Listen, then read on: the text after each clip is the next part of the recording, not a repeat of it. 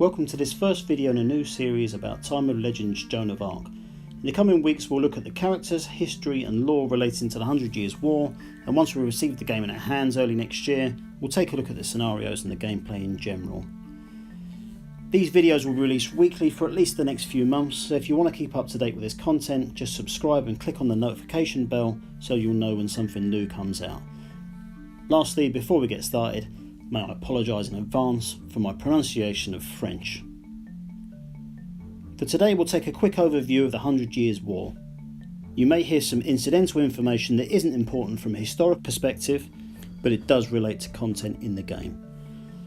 When we talk about the 100 Years' War, which actually lasted for 113 years, we should also remember that these nations underwent dramatic technological and economic changes. The technology and money available at the beginning of the war might not have been the same by the end. And that is why there are some scenarios which only allow us to pick units depending on the time period where the battles actually took place. We should also remember that there were many decades of peacetime within that 113-year period. 10 different monarchs ruled over England or France over this time. The Black Plague ravaged massive parts of Europe and civil war brewed in both nations. So let's rewind briefly to understand a bit about the state of play in England and France before the war started. War between England and France was nothing new by the start of the 100 Years' War, and indeed after the 100 Years' War it continued quite regularly for hundreds of years. Large parts of France were already under English rule, and the French had an alliance with Scotland, who regularly warred with England. France and Scotland often supported each other when either battled the English. A few years prior to the beginning of the war, King of France Louis X died without a male heir to the throne, and his daughter's parentage was in question because her mother was a known adulterer. Either way, laws existed to ensure that only male heirs could ascend to the throne. Louis's brother Philip managed to gain the throne, passing it to his brother Charles IV a few years later. Charles died, leaving his unborn child to potentially rule the country. If the unborn child was a boy, he would be king. If it was a girl, the royal line would be broken. It was a girl. The nearest blood relative to Charles IV was his sister Isabella, but she couldn't take the throne because she was a woman, so the natural course of action would be for it to pass to her son Edward III, the King of England. The assemblies of French barons, outraged at the idea of being ruled by an English king, decided to change the law so that males who gained the rights of inheritance through their mother should be excluded. This allowed the next in line, Charles IV's cousin Philip, to take the throne as Philip VI. Eventually, Edward III recognised Philip VI as a monarch of France, and he even made concessions in the province of Guyenne. With this alliance behind him, he got on with the pressing business of war with Scotland. Eventually, Edward decided it was time to pay homage to the King of France for the lands owned by the English. Tradition dictated that when you pay homage you do so unarmed, with no attire worn on your head. Edward, however, wore his crown and his sword. Also, to the horror of the French royalty, one of Edward's trusted advisors was a French exile who was urging Edward to make war with the French. Meanwhile, the alliance of Scotland and France had amassed a navy ready to travel to the Holy Lands, but the plan was abandoned. The fleet moved instead into the English Channel, threatening the English. In response, Edward prepared plans to send armies to face the Scots and the French. War was about to begin. Eventually, Edward set sail with his navy for France, leading to the Battle of Sluis, where the French navy was crushed and their fleet destroyed. England would dominate the English Channel for the rest of this part of the war, preventing French invasion. The next major battle in the war was the Battle of Crecy. The English vanguard was led by the Black Prince, Edward III's eldest son. Sir John Chandos also took part in the battle. The French had adopted the use of the crossbow, which was deadly at short range. However, the English army included thousands of longbowmen. Longbows had a longer range and could be fired around every 3 seconds, compared to the crossbows, approximately 8 seconds. The French were soundly defeated in the battle. They were crushed quickly and lost thousands of men compared to the very few English casualties. The French were also underprepared for the infantry battle, and many were killed in retreat. War took a brief pause for a few years to allow the Black Plague to tear through Europe and let the warring nations save up some cash for the next big push. Philip VI died with his throne passing to his son John II, otherwise known as John the Good. When hostilities returned, the Black Prince tore through cities of France, pillaging as he went, until he failed to take a city where he offered John a second peace, which John refused, leading to the Battle of Poitiers. John's army was twice the size of the English force, and the Black Prince promised territory, wealth and the promise of retreat in order to avoid the battle. John II refused, countering that he wanted the surrender of 100 knights and the Black Prince himself. This was also refused. However, the French were decimated once again and King John was captured, even though he fought very well. King John II was taken to London, where he was treated very well and a massive ransom was set. With the French throne empty, Edward III tried a final time to seize power and travelled to the city of Reims for a forced coronation. He found the city barricaded and was forced to retreat to the suburbs. At the town of Chartres, a natural disaster struck, and in a freak hailstorm over 1,000 English perished. Without a force and stranded in France, Edward had to negotiate his way out of trouble. He signed the Treaty of Brittany, giving up his lands in various regions of France but maintaining control of Aquitaine. He reduced the ransom on King John and abandoned his claim to the French throne. King John II was allowed to go back to France to raise the money for his ransom, leaving his son imprisoned in his stead. He returned to France to find it broken and poor. When his son escaped from London, he was so shocked at his boy's lack of pride that he returned to England of his own free will. His return to England was met strangely with feasts and great revelry. He was treated like a king. He died a few months later, leaving his country without a king again until his son Charles V took office. Peace reigned again until 1369, when war resumed, this time to the better fortune of the French. The Black Prince had raised taxes in Aquitaine to pay for a war he was supporting to reinstate the King of Castile, but the monies were not paid back.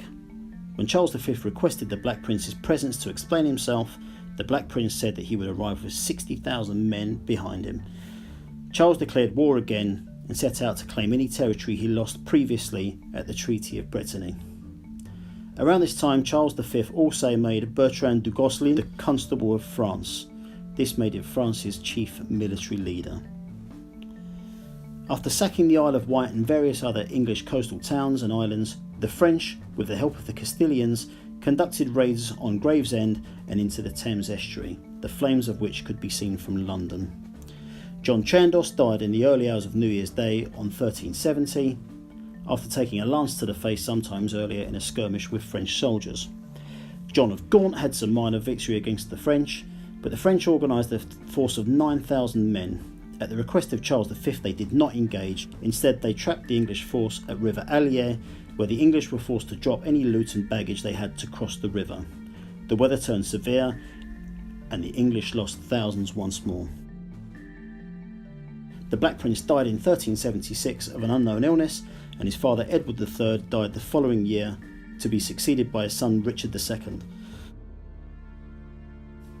The French fought well, and by the time of Charles V's death in 1380, England only held Calais and a few coastal towns. Richard II's early reign was difficult. He fought an expensive war against the Scots and funded the protection of Calais, making him unpopular at home. In 1830, John of Lancaster, Duke of Buckingham, commanded an expedition in France that was successful but failed at the siege of Nantes, losing many men and horses.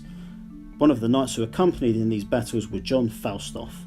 Falstaff is named John Falstaff in the game, and the name Falstaff is taken from a comedic parody of the historical figure. This parody featured in 4 plays written by William Shakespeare. France lost some momentum after the death of Charles V. Charles VI was the king at age of 11. France was in a state of despair, plague had taken hold, and war had destroyed many towns and cities. They were also in the middle of an economic recession. The crown had to tax heavily to pay for the war that people didn't want. Appetite for the war waned on both sides, leading to a second peace from 1389 to 1415. In this time there were various peasant revolts in both countries. Charles VI went completely mad, forcing his uncle the Duke of Burgundy and his brother the Duke of Orleans to try and wrestle for power. When the Duke of Burgundy died, his son John the Fearless ordered the assassination of the Duke of Orleans.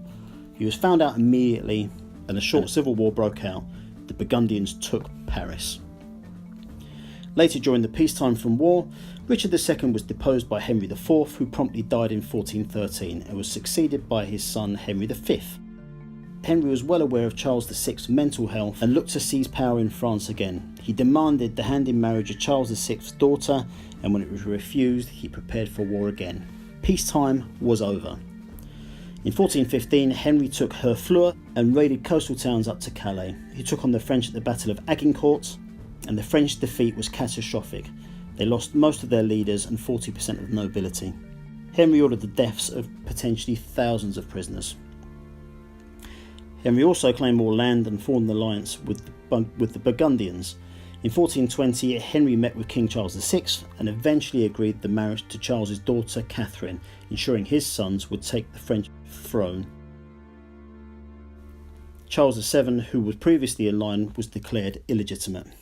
In 1421, Henry returned to England, leaving his brother, the Duke of Clarence, in charge. The Duke met a force of 5,000 French and Scots, led by John Stuart at the Battle of Bègue. The Duke was killed by Alexander Buchanan, and the English force retreated. Henry returned to France, where he took part in minor military victories before he went to rest in Paris and died of dysentery in 1422. His only son, Henry VI, was still only an infant, so John of Lancaster, the Duke of Bedford, took up the reins until young Henry was old enough to rule. The bonkers Charles VI died 2 months later. In 1424, the English defeated a large Franco-Scottish force at the Battle of Verneuil. In 1428, the English laid siege to Orleans, but failed to completely hold the city. In 1429, a young peasant girl named Joan of Arc visited the Dauphin of France before he was declared king and requested that she be sent to Orleans to help break the siege. She said she had been instructed by angels to drive out the English. With nothing to lose, the Dauphin instructed that Joan was to be given armour and sent to battle. She roused the troops and they attacked the English, forcing them to lift the siege. Some of her companions in battle were La Hire and Gilles de Rais. Gilles de Rais was later discovered as a serial killer who murdered potentially hundreds of children, but we'll discuss this monster in a later episode in the series. Inspired by the victory, the French took several further strongholds from the English in quick succession.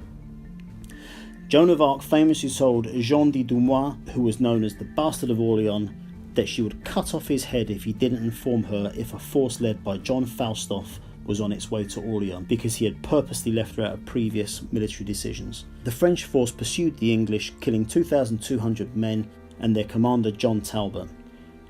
The victory opened up the roads to Reims, where the Dauphin was coronated as King Charles VII.